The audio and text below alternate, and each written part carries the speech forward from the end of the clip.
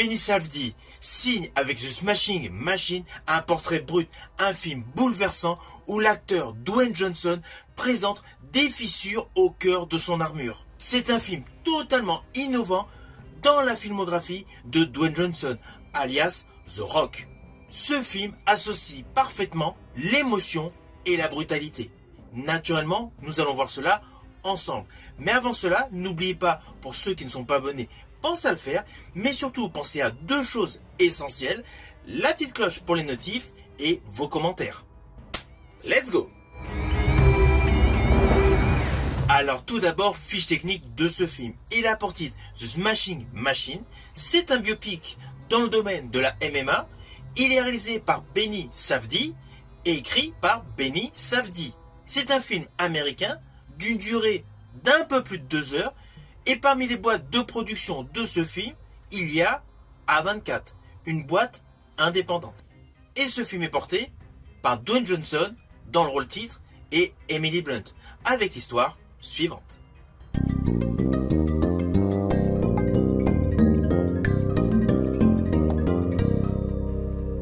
Alors naturellement, je vais vous faire de manière simpliste.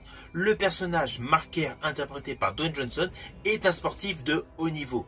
Ce film est tout simplement biographique et nous représente plusieurs facettes de son existence.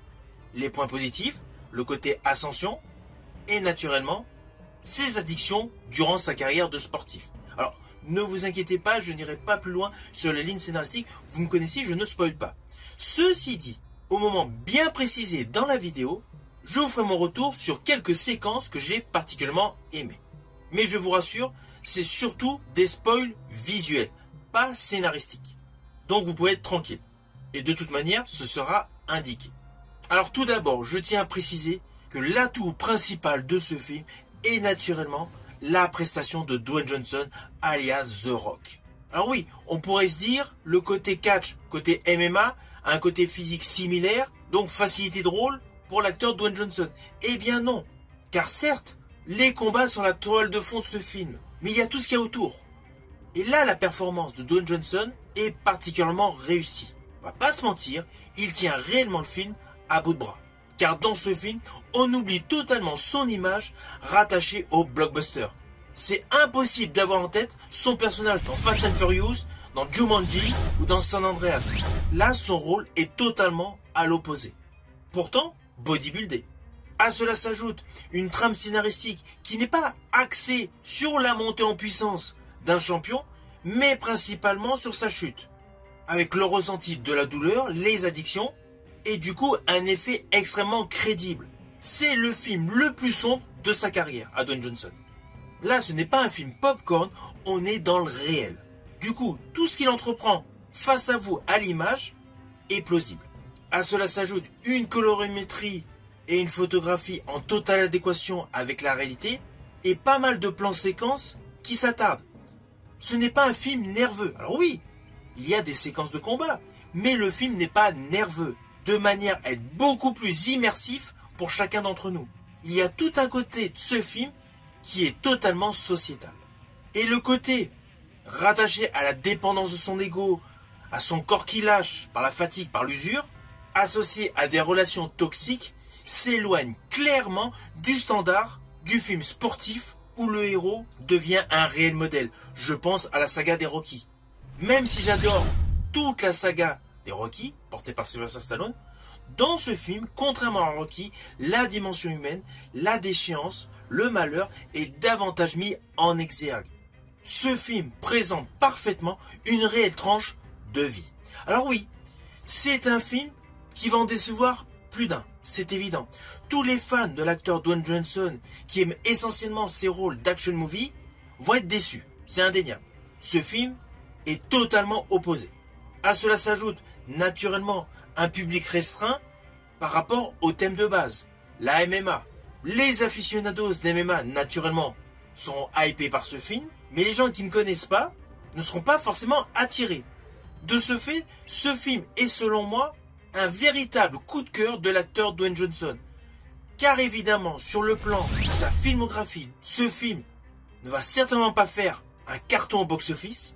Ce film va décevoir pléthore de spectateurs, Mais selon moi, ce film fait partie de ces films qu'on n'oublie pas. Lorsque je suis sorti de la projection de ce film, The Smashing Machine, j'ai pensé à jadis Copland avec Stallone, où Stallone avait pris du poids, avait joué dans un film totalement antagoniste à sa carrière.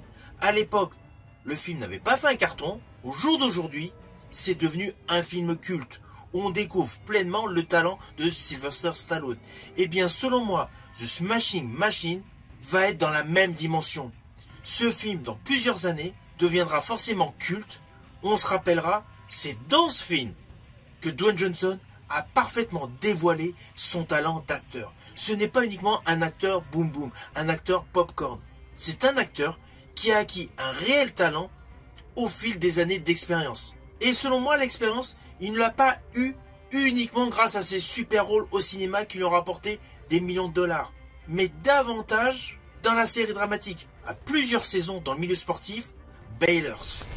Son rôle était déjà très différent de ce qu'il présentait au cinéma.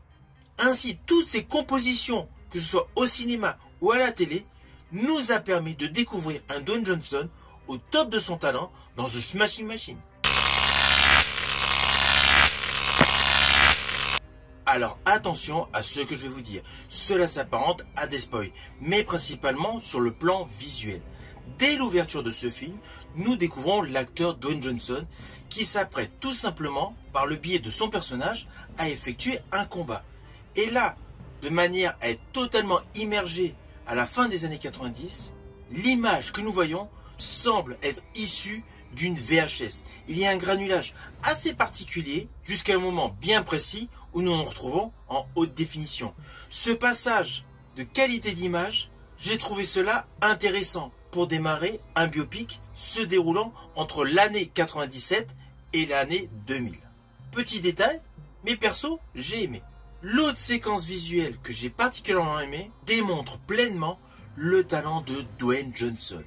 C'est assez fugace, il est dans une chambre d'hôpital, avant il s'est passé quelque chose de bien précis, et là il a une discussion avec un ami. Les quelques lignes de dialogue, ses mimiques, sa gestuelle, nous précisent à cet instant le talent de Dwayne Johnson. Sinon, en termes visuels, naturellement, toutes les déambulations de caméra pour les combats. Mais bon, cela c'est assez classique pour des films au cœur de ce type de sport. Mais je tiens tout de même à préciser que les séquences dans les vestiaires sont particulièrement bien réussies. À plusieurs moments, la caméra est tout simplement en perpétuel mouvement. Par ailleurs, toujours sur le côté visuel, regardez bien le générique de fin. Il y a plusieurs photos qui sont présentées qui nous rajoutent des détails. Sans oublier naturellement le petit clin d'œil à Mark Kerr dans La Grande Surface. Voyez, ce n'était pas du tout des spoils de folie. Alors au final, naturellement, je vous invite à découvrir ce film au cinéma. Alors oui, ce n'est pas le plus grand biopic de la planète. Néanmoins, il a beau être sur le papier un petit film, c'est un grand film. Pourquoi? Parce qu'il est authentique. Il n'y a pas de fioriture dans ce film.